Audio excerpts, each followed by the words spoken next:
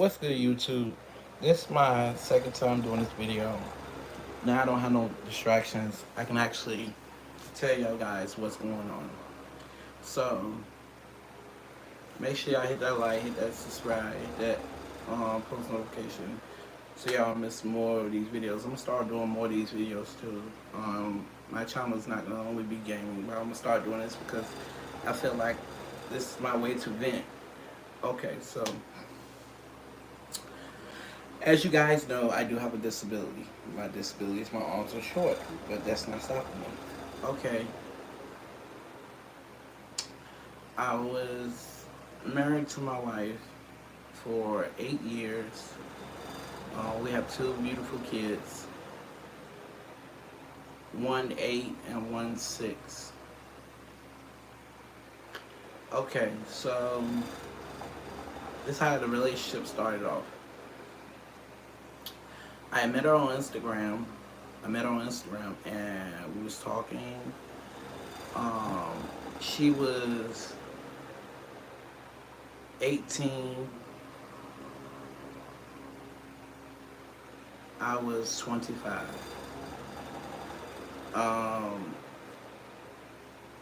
I kind of felt like it was destiny because I've been praying each and every day that God will bring you a woman that love me for me and treat me right. Um, and they ended up bringing her to me. She just randomly texted me, and we was talking from there. I ain't gonna lie to you. I did say I love you first. I was the first one that said I love you. That's because it was just hard for me to, like, I express myself really. Like, if I feel like I care about you enough, I'm gonna always say I love you. But anyway, so this had happened. She was going through a lot of situations. Uh, I did kind of start talking to her at a vulnerable state because she had just came out of the foster care system, um, and she was let's say a victim of sexual assault. So anyway, um, so I felt obligated since I was talking to her that I had moved her into my house.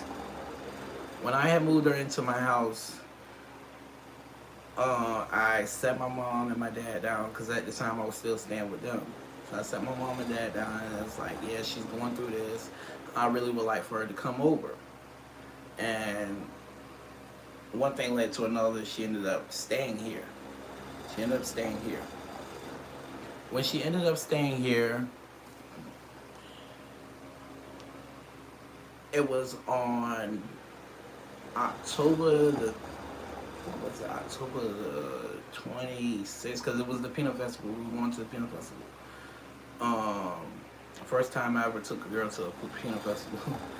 But yeah, we was going to the Peanut Festival, and she started getting like used to being staying here. So she was staying here for a while, and my dad, my mom, they actually loved her. Was loving that. Okay, yeah, she's not finna try to take advantage of you because of your disability. She's not taking advantage of you. She's not trying to do anything to harm you or anything like that. So we start going out, and a lot of my friends was telling me like, "Yo, she got a pass. She has a pass. She has a pass." I'm like, bro, I'm like, I'm really not paying no attention to that past situation that she has. It's like, bro, yo, she got a pass, bro. That don't, she a hoe. I ain't gonna lie to you, she's a hoe. So I'm just like, bro, I still feel like God sent her to me. I felt like God sent her to me. So we ended up starting to get together, and November, she had found out she was pregnant. November, she found out she was pregnant with my oldest. She found out she was pregnant with my oldest in November. And when she found out she was pregnant with my oldest in November, I felt like, okay, yeah, I'm not gonna be like these deadbeats out here, and I'm gonna step up to the plate and take care of my kids, no matter what. I'm gonna take care of my kids. So when we were so happy that she found out she was pregnant, um, like so happy. December, she talking about she started showing and everything. She was showing and everything in December. Um, then February, I mean January, she ended up like it was getting out there. It was getting out there. Like I was so excited. It's my first child. Like I'm telling everybody, bro. Like she's pregnant. She's pregnant. I'm telling everybody, I'm so happy. I'm so happy. So when she actually told me that she what was the gender, we found out what the gender was, and like I think it was September. We found out the gender. Um, and I was so happy that it was a girl, a little girl. I was so happy. I wanted to name her after my mother, my grandmother. I meant to say my grandmother. She was my best friend. I wanted to name her after my grandmother because I have a medical condition. It's called hemophiliac. It means that like if you get like a bleed, your blood doesn't clot. So I couldn't get a tattoo to memorize my grandmother. Get what I'm saying? Like, so I ended up naming her after my grandma. And the family that she was with was kind of like the one that she was with before she moved into my house. They was like, yeah, that name is too old fashioned. We really don't want to name her. She was gonna name her Athena. It means that's the goddess of light. So we ended up like, yeah, I think that's a long name. So we ended up coming with her name being Ariel, after the Little Mermaid. So we had Ariel. Um, the family was kind of like, you're really gonna be judged on dating him because of his disability. You're gonna be judged on the way of you dating him because of your disability. And she's like, yeah, I love him for him. I'm not really worried about what's going on with his disability. Like, I love him for him. Hey, how you doing? I love him for him. So they ended up putting her out because she was staying with her friends. They ended up putting her out before she's coming to stay with me. Ended up putting her out. She ended up coming to stay with me full time. So the whole time we was together, I kept hearing people saying, "Yeah, your wife did, your girl this, your girl that, your girl's a hoe, and everything." Me being a simp, I ain't gonna lie to you guys. I was a simp. I was a simp. Me being a simp, I ended up just taking it on the chin. Okay, like I really don't care what's going on. I really love her. Like I really don't care. Welcome to the stream. I really don't care. So at the end of the day, let me know if y'all can hear me too. At the end of the day, we was to it was like, yeah, I don't really think that you're gonna be judged right because the way how he is, his disability. So they was like, yeah, all you're gonna be do is supported by his. How can he support a baby? He's gonna be trying to support you with his check and everything. And she's like, bro, at the end of the day, I don't need no money from him. Like I'm there for him and nothing else. So um, she ended up moving in. And she ended up telling my parents what happened with her situation with the, because like I said earlier, she was a victim of the R word. So she was a victim, and she ended up telling my dad and my mom about how she was struggling with it and everything, and telling us about how her family has done her wrong and everything like that. Hi, how you doing? Has done her wrong. Hi, hi, has done her wrong, and everything about that. I'm like, oh lordy, what am I? What I done got myself into? What have I got myself into? So I kind of skeptical a little bit, because I'm like, bro, I watch a lot of investigative channels, and I'm like, bro, damn, now she done sprung this on me. Like I'm not finna mess with her, and then she in it. What up? Can you hear me? Let me know if you can hear me. Say you can hear me. So she ended up. Hi. She ended up starting to basically kind of move off on me. It was kind of like skeptical. They was like, yeah, we don't think that she should be with you. Even though you got her pregnant, we don't think you should be with him and everything. She ended up, like I said, moving in with me, because she was so in love with me, sort of speaks. But so she ended up telling me everything, telling my parents about everything going on. And she basically was like, yeah, I am an R victim, and I I hope you can understand that. And they felt like I trapped her by getting her pregnant, which I did not. I do not. We planned Ariel. We planned her. We planned her. So after that, hi, she basically was like, stop become combo. What is that?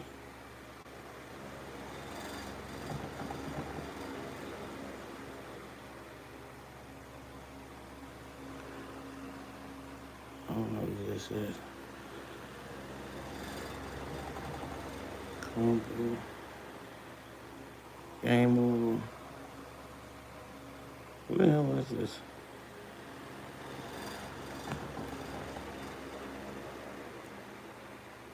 So anyway, so we ended up stopping. We ended up start. Um, they was thinking that I was like felt like I was taking advantage of the pregnancy and all the whoop the whoop. So she ended up moving in, and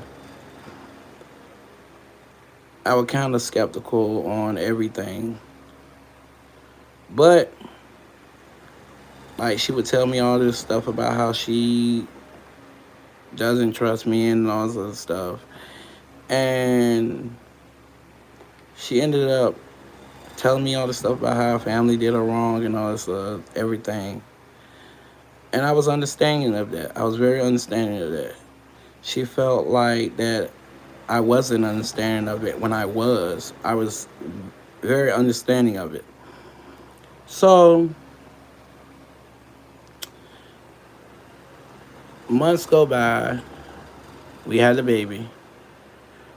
Then when we had the baby, we ended up getting married. We ended up getting married, and my homeboy was just about to have his first child. And we walking down the elevator, get ready to go to the house, and she's like, "Babe, I want another baby." So we ended up having my second child. My second child. Mind you, this whole time I'm sitting up there like, "What? She pregnant again?" End up about to have a second child, and I had people come out of nowhere just calling me out the street. "Hey, Corey!" I'm like, "What the hell going on now, bro? Your wife a hoe?" I'm like, "What? My wife, oh, what are you talking about? So I stormed back to the house. I stormed back to the house. It was like, yo, your wife was sucking dick at work. I'm like, what? What? This junk really gonna do me like that? So first thing I do is that my baby? Like, I'm like, is that my baby? I didn't even know. Like, is that my child? Is that my child? Like, you're doing all this mess. She tells me I never did it. I'm like, I'm having people 24/7 come to me saying that your wife's hoes, all this other mess. So we move out and move into my first home. We move into our first apartment, and she basically a whole switch just flipped, and like I was complaining to my mom every day, like, yo, what the heck am I doing? Like, she just this ain't the same person that I married. Like, she just flipped on me. Like, I think she was just waiting for us to move out of the house. Okay, so one time, um, I go out to talk to one of my friends, and I see a bunch of like lights and stuff, and my kind of find out my daughter done walked out, right? Done walked out, and she's still asleep in the house. I was like, bro, what the hell? What type of mother does this? So she's sitting up here saying, oh yeah, you should have stayed in the house and all the rest. I'm like, bro, I would literally, you guys, I would literally deprive myself of sleep at nighttime because I'm afraid I didn't know what was going on with my kids. I was that overprotective. I was that overprotective of my kids. I was that overprotective of them.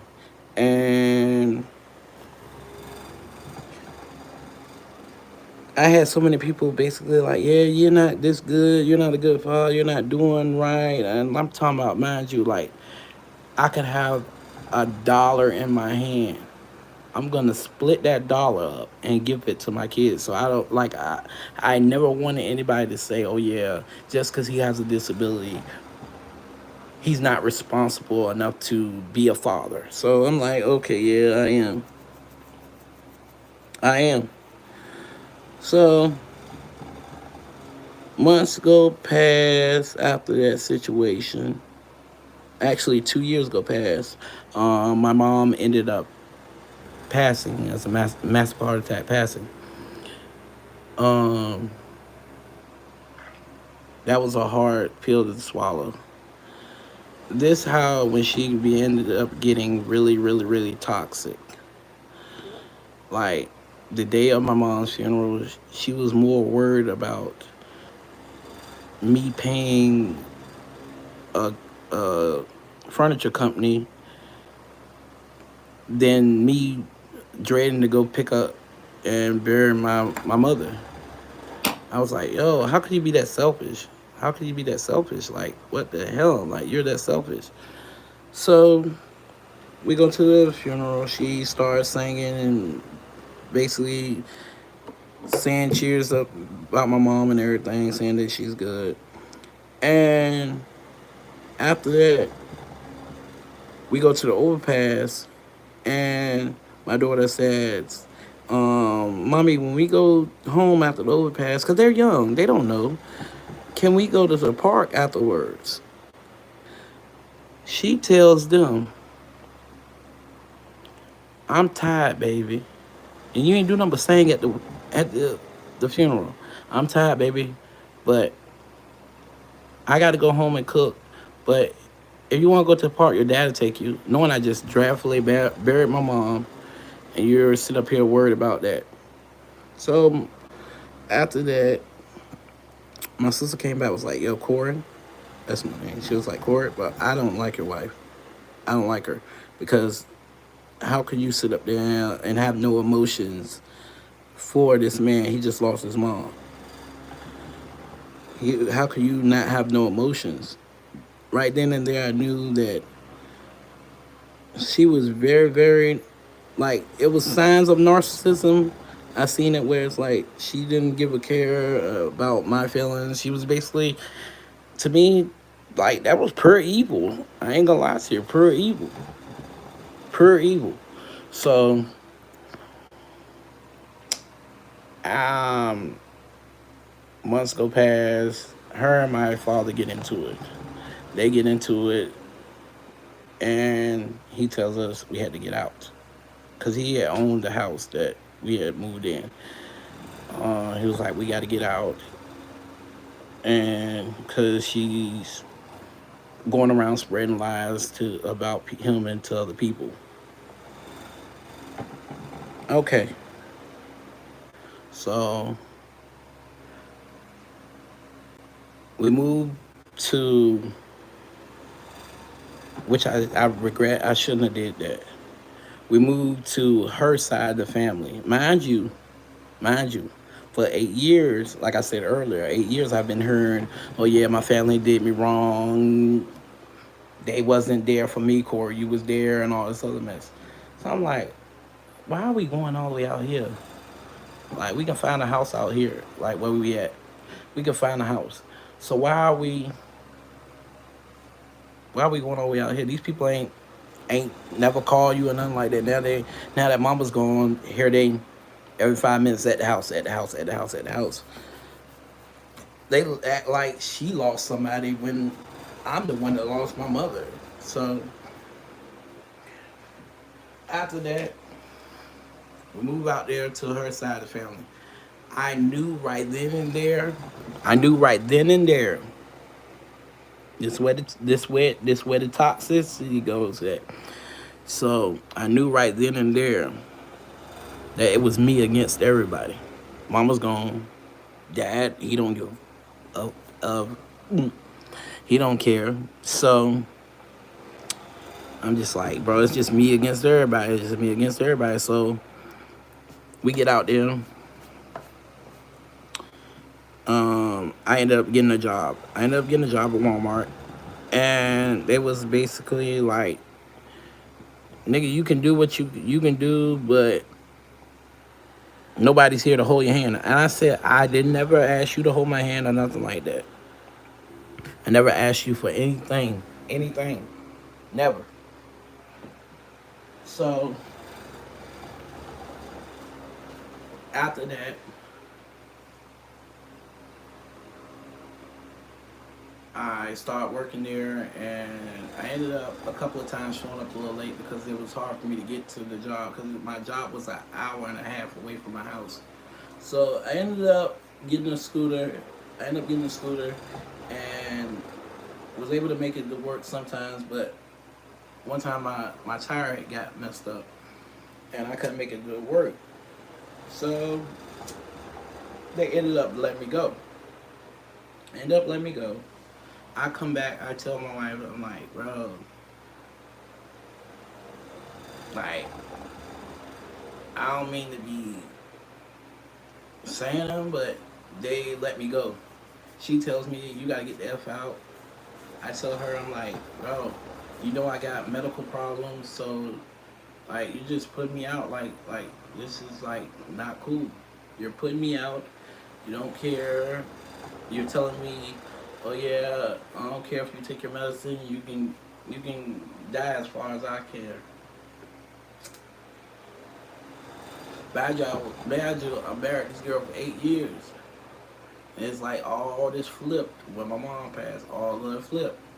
My mom had told me this, but I didn't think it was gonna come true because I was taking her for granted. I ain't gonna lie to you, I was taking her for granted. I didn't think it was all gonna turn into. And I hold responsibility for my faults. I'm not bashing anything, even though like she did do me wrong. I'm not bashing anything, but months later, I'm just out there. I stay with my uncle. When I go stay with my uncle, um,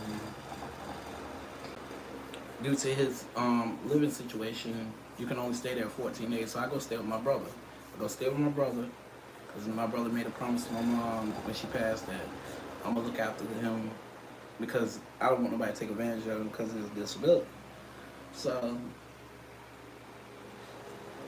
after that, she basically whole flip. It's like, I don't want you no more. You can be a father. You can co-parent. I don't want you no more. I'm like, okay, that what you want? That what you want? Like, and I I would try to keep the kids, but I was looking at it like, bro, at the end of the day, my brother has 3 kids. And then on top of that, my 2 kids, that's a lot on a person. You promised that to my mom to look after me, but that's a lot. And me, I'm the type of person where it's like, I don't like to put myself on people. If you don't want to chill me or whatever, I don't like to put myself on you. I walk along the way. So I kind of heard a little snicker like, bro, dang, he bring the girls over here and all this other mess. So I'm just like telling her like, bro, I gotta get my life together. I gotta get my stuff together. I ain't gonna lie to you, I gotta get my stuff together. So I ended up staying there for 6 months. Ended up coming back to my dad's house, and ever since I've been here, it's just been toxicity after toxicity. Like I, I would just go to interviews, try to get interviews, to try to provide for my kids and everything. And I ain't gonna lie to you, I would always, every month I would always fuck up. I would always fuck up. Yeah. And I could take responsibility of that. I always fucked up. Bro, like, I've never been on my own. I'm gonna be honest with you, I've never been on my own. So yeah, I have fucked up. So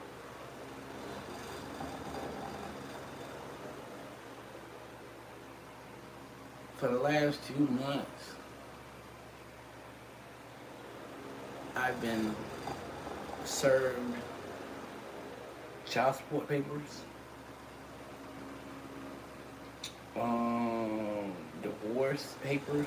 Well, I haven't even got divorced. We're still married, and then she ended up getting a new guy.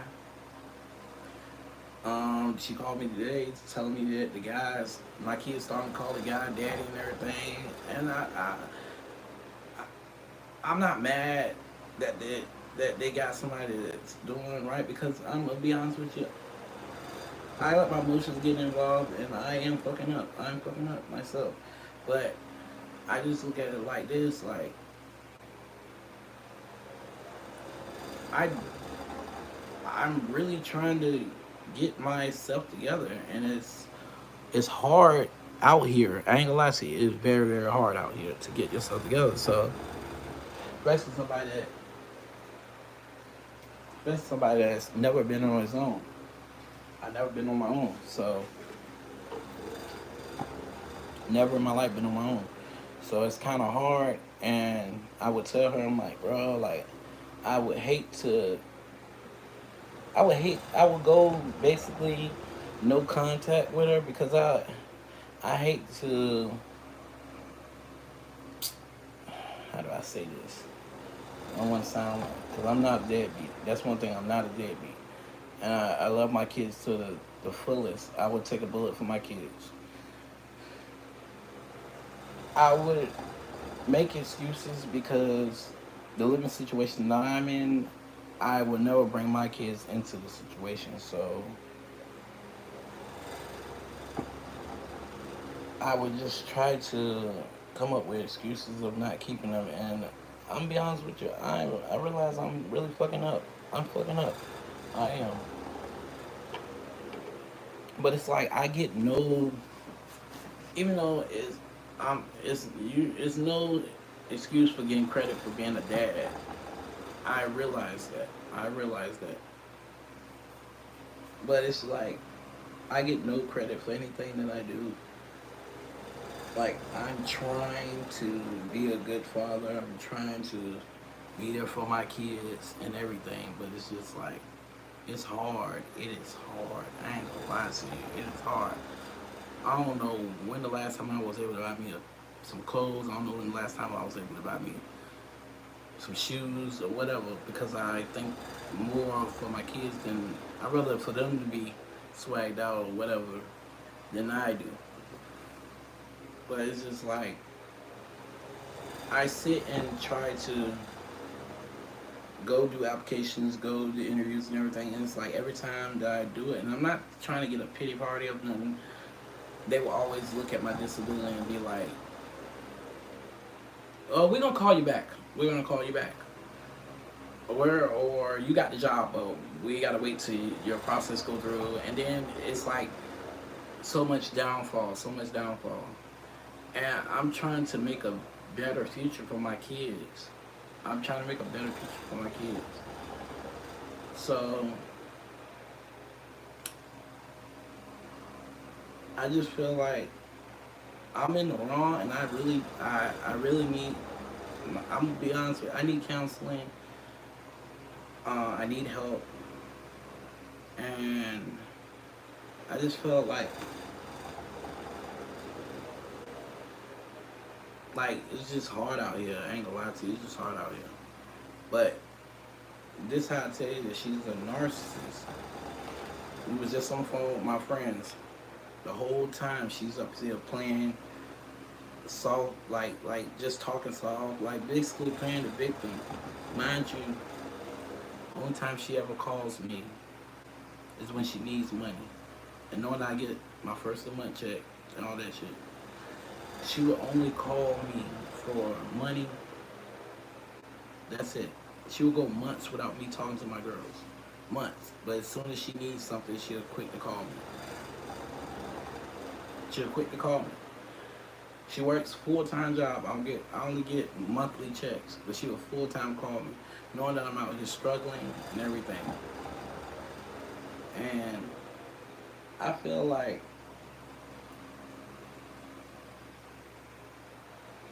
I'm struggling, guys. I'm struggling. And I just wanted to make this video to show that, give my side of the story, that I'm not a deadbeat. I am not. I just feel like I want to build a better future for my kids. And if y'all like this video, make sure y'all hit that like, turn on post notifications, hit that subscribe. Without further ado, your boy's MPG Gamer Gang.